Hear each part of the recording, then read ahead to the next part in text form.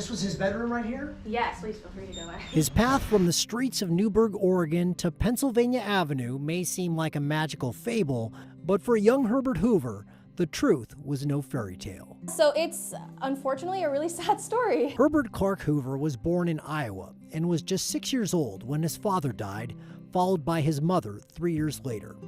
In 1885, at age 11, he moved 2,000 miles away to the frontier town of Newburgh to live with his uncle, Dr. Henry John Minthorn. He experienced a lot of instability, but the Minthorns were committed to providing him with a stable home. Dr. Minthorn and his wife Laura were devout Quakers and leaders in the local community.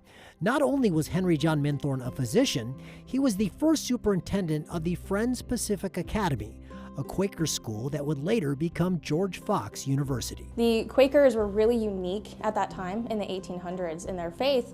They believed in almost, you could say, radical equality. Henry John Minthorn, he actually participated in the Underground Railroad, helping escaped people who were enslaved. Life in the late 19th century was demanding. Young Bertie, as he was often called, would spend his days studying the Bible, attending school, and working around the house, but without the modern conveniences we enjoy today. That was really his life here, was doing chores, working hard, taking jobs, and just getting educated. And that was what the Minthorns really wanted to provide to him. While Bertie would enjoy some free time, in particular by fishing in local streams, he became in many ways a workaholic, a trait that he would have for the rest of his life. Although at the time, he did not appreciate his uncle's strict household rules. But of course, in his autobiography, Hoover would later refer to him as a father figure that he needed. When he was a teenager, Hoover moved with the Minthorns to Salem.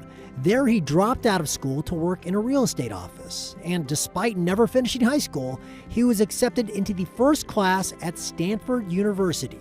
From there, a true rags to riches story begins. Hoover pursued a career in engineering and invested in mining operations around the world. He would go on to build a massive fortune and was living in London with his wife, Lou Henry Hoover, when the First World War began. From the UK, Hoover led a massive campaign to feed millions of Belgians displaced by the war. His commission for relief fed more than 9 million people and made Herbert Hoover a celebrated public figure. And many historians believe his incredible effort to help others was at least partially inspired by observing the Minthorns' commitment to service. He was just around this radical equality and this care for other people all the time, and we really think that that influenced his life. When he returned to the U.S., Hoover became Commerce Secretary before being elected president in 1928. But ironically, the man celebrated for feeding millions of people during the war was criticized for his handling of the poverty brought on by the Great Depression. When he ran for re-election in 1932, he lost in a landslide to Franklin Roosevelt. So all of the furniture in here is original. Herbert Hoover lived another 30 years beyond his presidency, long enough for George Fox University to dedicate a building in his honor. And in the 1950s, a childhood friend named Bert Brown Barker, then president of the Oregon Historical Society, arranged for the Minthorns' old Newburgh home to be turned into a museum.